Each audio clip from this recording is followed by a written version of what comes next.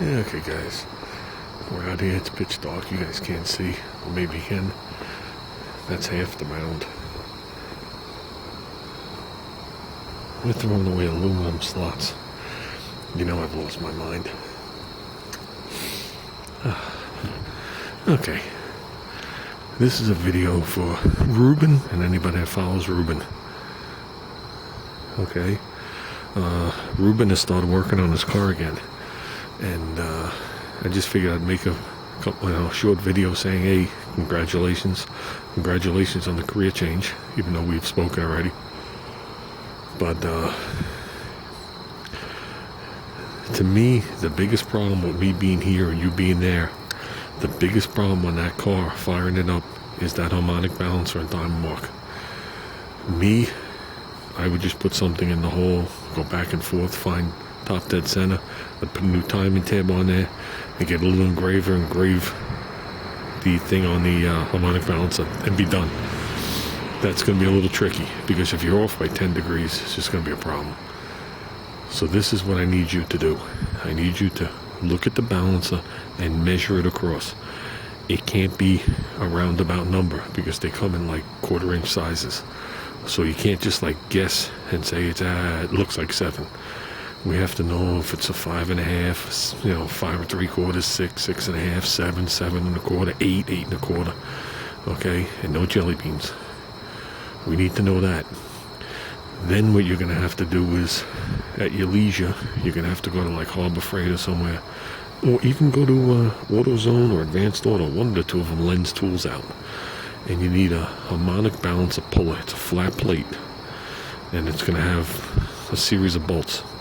And you're going to take the crank bolt out of the center, and you're going to pull the harmonic balancer out. Then what we're going to do is, that balance is different. That balancer, the mark is on the top. You can tell by your cover. You're never going to get a tab that mounts on the top. So what we're going to do is we're going to measure the balancer. You're going to order a timing tab that I think goes on the right hand side of the two timing cover bolts for the correct diameter thing. And we're going to take that harmonic balancer and we're going to go to Lake Compounds with it. And basically what we're going to do is we're going to find a 350 to 83 one and mark it with a magic marker. So basically we're going to bend down, line up the keyways, take their mark, which would have the tab to the right, put a line across your balancer. Now that should get you within 2 degrees. Close enough. Okay? Now that's going to be in a totally different spot than your original one. Then you're going to turn around and you're going to use like a hacksaw blade. I know you have a Dremel, and you're going to just put a line across. You don't have to go in 1/4 inch deep, just a scribe, and then you fill it in with something that you're going to see, like bright yellow or bright white. And that's going to be your new timer mark. And then you're going to put the balancer back on and use your new tab that you're going to get from Summit for like $5-6. And then you'll be able to put the distributor in and move forward. But that's going to be the biggest challenge. And to me, that is the simplest way of doing it, with me here and you there. Okay? Obviously, that's going to cause a little delay, because the Lake Compounds isn't for another month and a half. But that won't prevent you from doing other things like wiring and stuff like that. You can just lay the distributor down in the hole. And by the way, there's nothing wrong with that distributor. If you want it, unless something happened to it, either just clean it and put it in like that, or clean it and throw some paint on it. You know what I mean? And then put it in. It has all American parts in it. Doesn't have cheap Chinese modules. I've taken the shaft out of that thing and inspected it and make sure the shaft wasn't bent, rusted, or corroded. Lubed it and then put it back in before we even fired it up that day. So I know the distributor's good. And that was donated from Mike's friend. So Mike's friend gave it to Mike to give to me, to give to you, to put in that motor. Like I said, you can lay it down in the hole and just start your wiring and stuff like that until we get this balancer conquered. And my other suggestion is when we go to Lake Compounds, bring a camera, which you have, your phone, whatever it is, and start taking pictures of the power steering brackets on all the show cars. You know, if there's going to be cars there with regular brackets. Take detailed pictures when you see something that looks like your engine with your setup. And then just come back and just copy it. You don't have to drill any holes. You shouldn't have to do anything. I can't tell you off the top of my head how the thing bolts on there. So those are the things I would start to conquer. Okay? As for a carburetor, we got to work on that. But right now, you're just worried about the things it's going to require to get it to start, break in, and make sure everything's okay. Okay, like I said to you before, when you get X amount of things done, I will come up there with Junior's carburetor. I just can't leave it. That carburetor, there's just too much sentimental value or sentimental attachment to that carburetor. I can't leave it anyway. I didn't even leave it at Steve's house when we broke in his Nova. I took it that night. So, I'll come up there. I'll bring you a set of header mufflers. Those purple horny things, they bolt right onto your collectors. So the car will be a little loud. It won't be ridiculously loud. You just bolt them on. Those you can leave on there, and when you're done with them, you know, you give them back to me when you see me. I told you I'll bring you coolant. I'll bring you all the stuff you need. You just got to make sure you have distributor in or ready to go in. You have to make sure that all your sparkle wires are run. Okay? You have to make sure that your alternator is mounted, which I saw it is, and there's a belt on it. Okay? And it leaves another question. If this car is started up in below freezing, do you have a hose that can run to your garage? Because if you do, say it comes out of your house somewhere, like your other garage, I would prefer you leave the fan off, and we could just cool the radiator slowly with the hose. Because a car runs very hot at 2,500 RPM, and that's why I like Junior's carburetor. Junior's carburetor, I kill the choke on it a little bit and keep the car running rich, because 2,500 it's a lean mode unless there's a load. So by closing the manual choke a little bit, you can prevent the headers from glowing, and you could prevent things from running really stupid hot.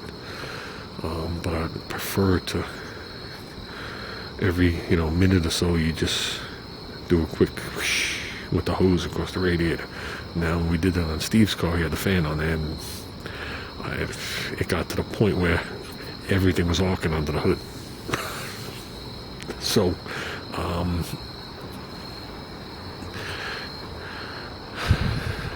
and I don't know what the thing looks like.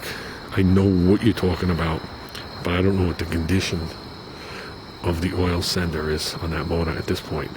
Now there's one down by the oil filter, that's the one you're working on, and there's one right behind the distributor. There's a little hole, which I know is not blocked off. So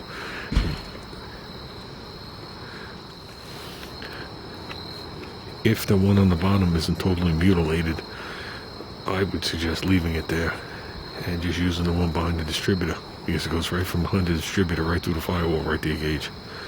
It's nowhere near the headers. If you're having a problem seeing it, there might be some silicone from the back of the intake covering like half the hole, but it's there. Just look at the distributor hole and look around it, and put something in the distributor hole too so nothing falls in there. But look around it and you'll see, I think that's 1/4 inch pipe plug, I think.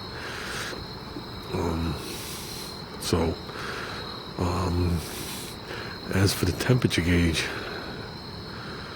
whatever you do, don't take any fittings out of the intake. That's all I gotta say. Find another place for it. I think they have a spot in the head to run them. If you take any fittings out of the intake, that'll be the end of the intake. We've been through this once already. Yeah, all those fittings that are in that intake have been in there for 40 years. That intake is from the 70s. And for everybody that doesn't know what the intake is, it's a street dominator. It's actually a factory replacement intake manifold in aluminum. So, but that allows him to run any type of carburetor he wants because it has both setups on it. That was the purpose of buying it.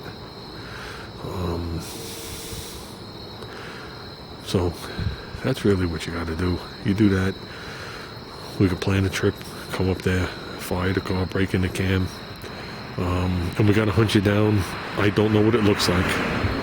Well, we're gonna hunt you down the brackets that hook to the back of the carburetor, so you can hook your throttle to it, and the kickdown cable to the turbo 350.